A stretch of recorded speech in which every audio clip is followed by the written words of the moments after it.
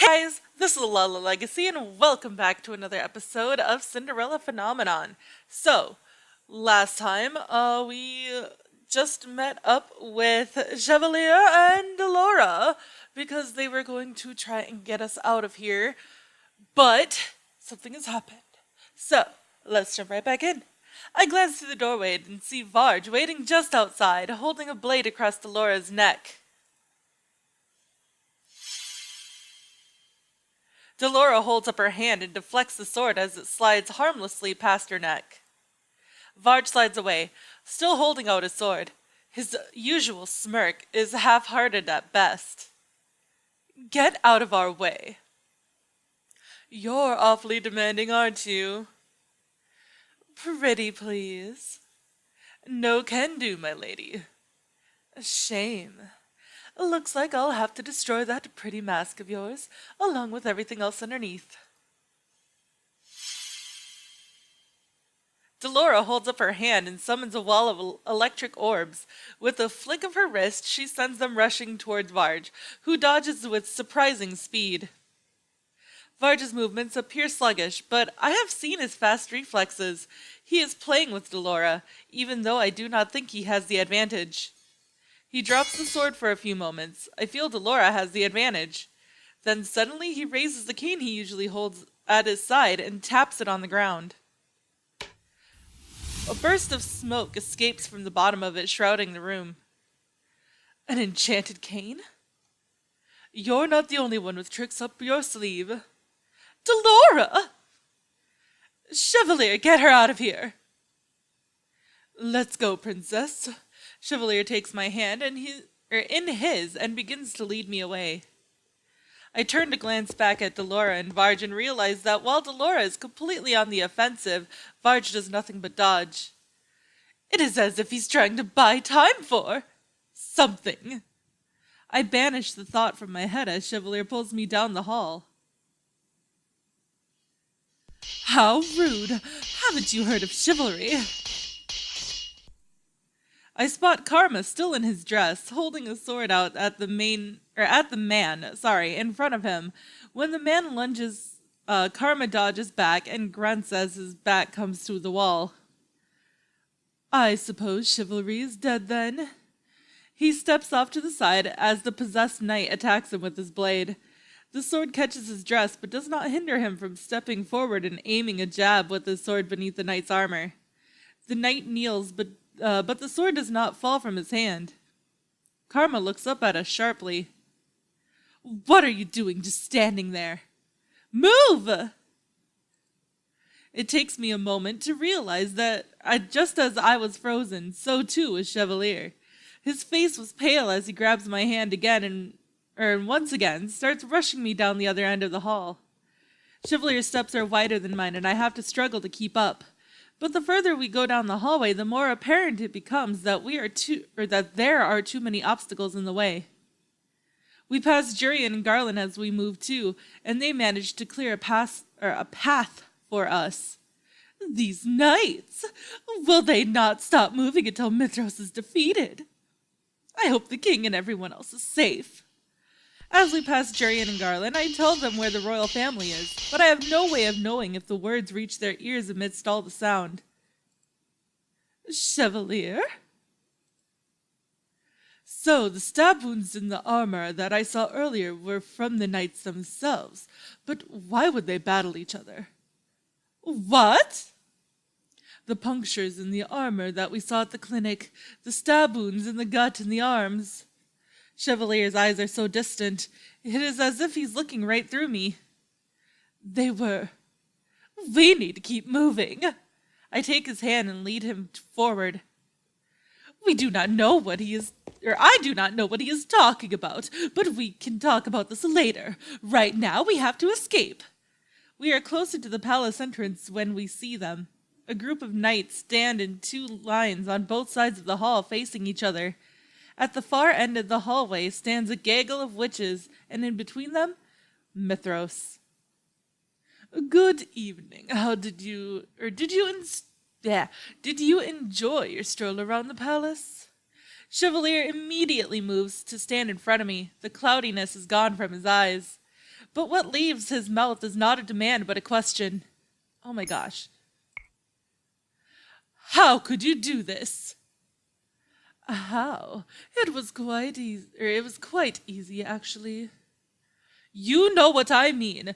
Why would you make the knights fight one another? What a foolish question. Obviously, it is because they are inconsequential. On a stage, some pawns exist as easily replaceable extras. I am interested in keeping only the actors. In the grand scheme of things, the extras aren't needed. In fact, I can make them do whatever I need in order to get the best outcome. He snaps his fingers and the knights raise their swords. I tense, thinking that the knights are going to turn to us, but they never do. Here is an interlude for you to enjoy. The knights are attacking each other. The sound of metal ringing against metal fills the air. The knights' swords arc, dive, and stab. Mythros watches from behind them, the sly smile never leaving his lips. The two of us can only stand there, stunned into silence. It isn't long before we can see red. The smell of blood begins to linger in the air as swords cut through flesh.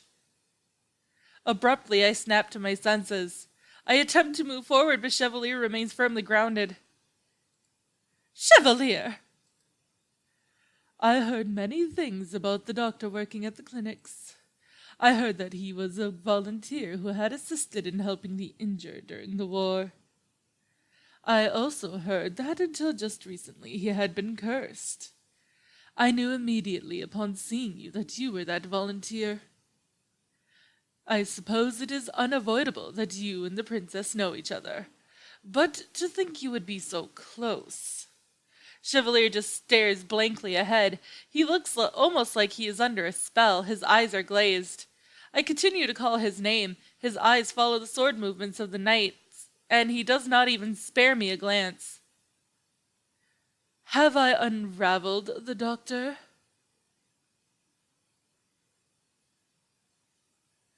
Chapter 10. Not Like Mother. Chevalier, don't listen to him! Just look at all of these men you cannot save. All of these men dying before your eyes. Chevalier, we have to get away from here! How many people have you really saved?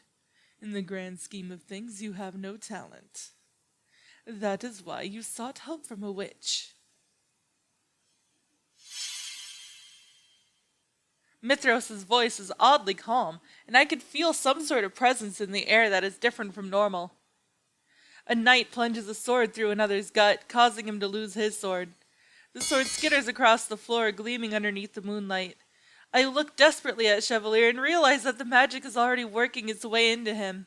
He does not see anyone except for Mythros, who is still smiling at him from behind all the knights. I glanced at the sword, remembering what Chevalier taught me. Mythros is unguarded right now, but I have better judgment than that, and I told Chevalier that I was going to steer clear of the burden of taking someone's life. I have a promise to keep. I gaze up at Chevalier and realize that this was how he looked every time he regained a memory, like he was stuck in his own mind. There's only one thing I can think of to get him out of this trance. I clenched my hand into a fist, and I punched Chevalier in the face. Ow! God's my face!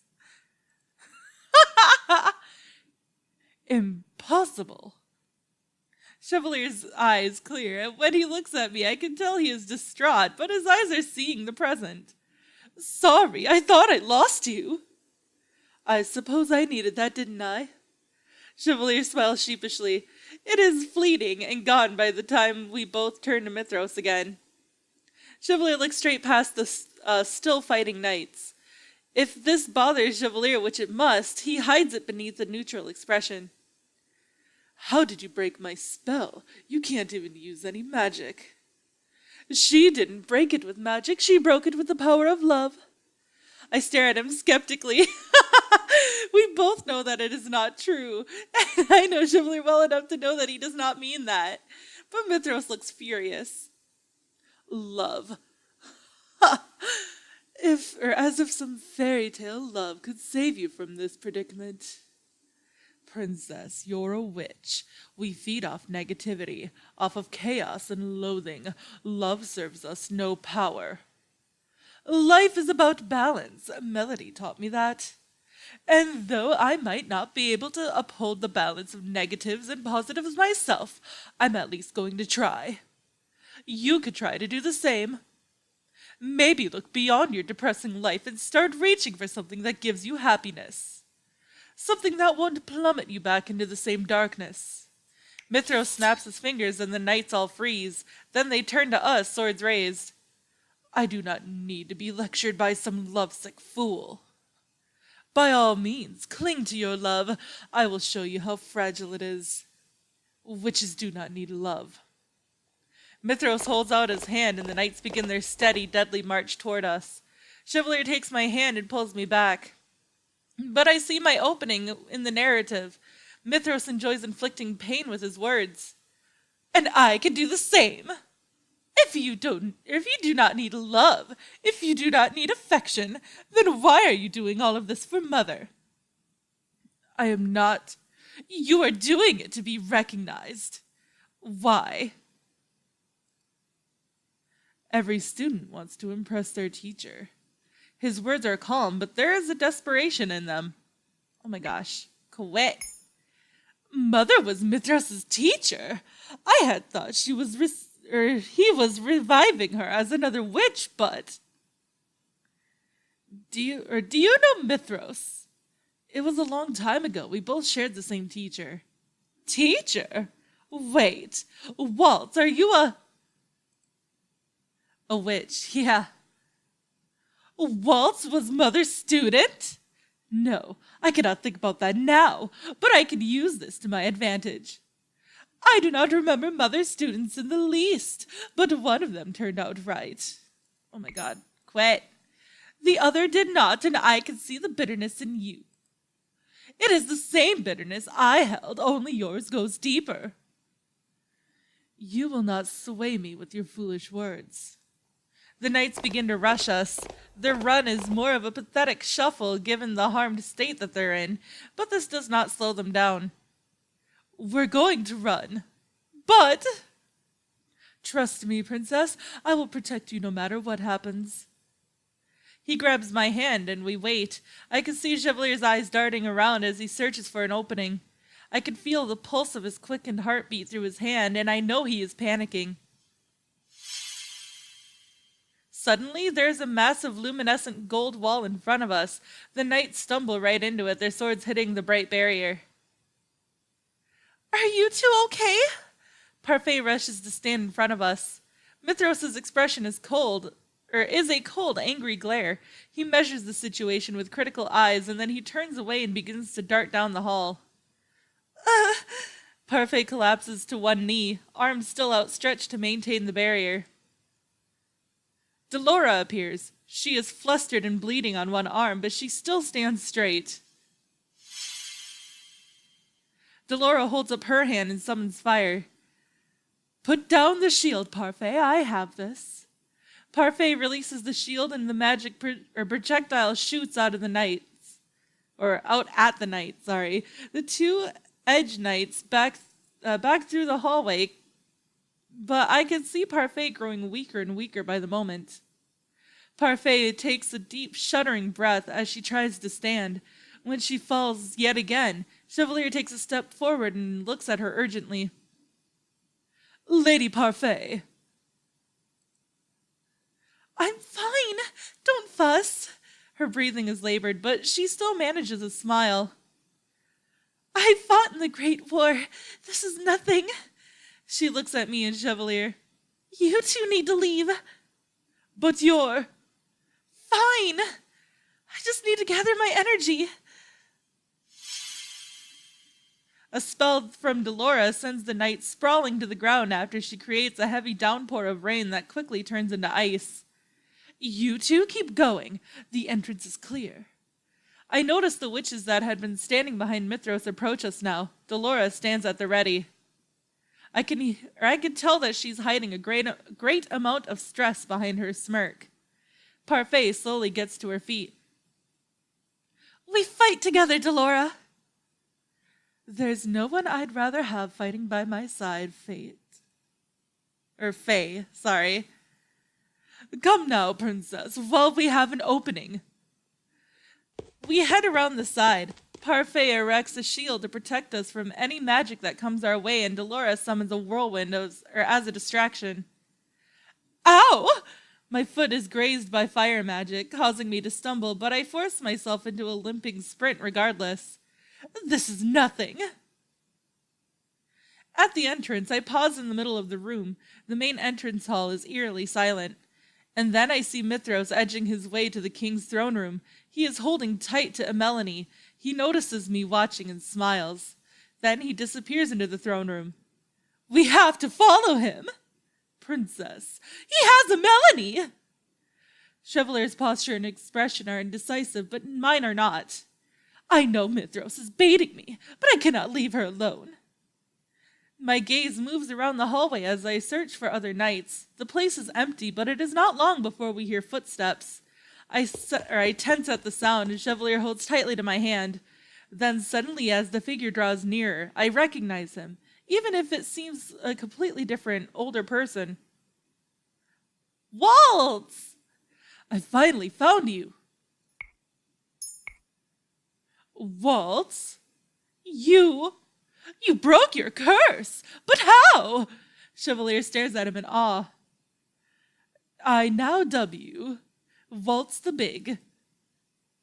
There was never a Waltz the Small. Waltz shakes his head. And I broke my curse unexpectedly. I actually found the item I needed while I was searching around. But I can explain more later. For now, we have to go after Mythros. Do you know where he is? He is in the throne room. Mythros stands in the middle of the empty throne room, holding a Melanie to him. He has his hands around her neck. No sudden moves, you three, or the girl dies. And I do know how much death bothers you. With a start, I realize he is talking to Waltz. All three of us are frozen. Myth. Traitor. Why can't you see that Hildyr wasn't trying to teach us? She was trying to corrupt us. Silence, traitor. You betrayed her. During the war, you betrayed your own teacher. Betrayed? Hildyr was corrupted. She cannot be saved. How dare you use her name? Mythros' fingers tighten onto Melanie's throat. I could see the tears running down her face. Her sobbing is quiet, but it still reaches my ears in the silent room. A Varge. Varge appears from the darkness, as he did before. He smiles at all of us from behind Mythros, eyes glinting mischievously. You didn't finish the job. You were awfully vague when you told me to take care of them. You know, most people would assume that meant entertaining them and offering them refreshments. Obey me! Varge turns to us. He draws the sword he used earlier, his smile fading. I think I see something like pain in his eyes, but then I think it might be my imagination. He looks stoic as he moves toward us. When Waltz moves, Mythros' hands tighten over Melanie's neck as she cries out. Chevalier is watching everything quietly. The concern in his eyes is muted by the urgency. I follow his gaze around the room, wondering what he is searching for. Myth, is it? You were injured during the Great War. I tended to you once. Stabbed in the stomach. You needed stitches for it. I feel Mythros' confusion before I see it. For just a few moments, though, his gaze is centered on Chevalier's eyes, probing him for information. No one came for you. Your teacher must have thought you were too weak, that you would die. Mythros' hands fly away from Melanie's neck as he lunges towards Chevalier with a snarl, his expression mad. The room breaks out into chaos then. I feel the rise of magic beside me as Waltz readies a spell, the tension in Chevalier's body as he prepares to shield me, and lastly, I see Varge zip across the room. Everything goes white. But that is all the time that I have for this episode, guys. So, if you liked it, please give it a big thumbs up down below. And if you haven't already, subscribe. By subscribing, you're becoming part of a legacy. I love you guys so much, and I will see you in the next video. Bye-bye!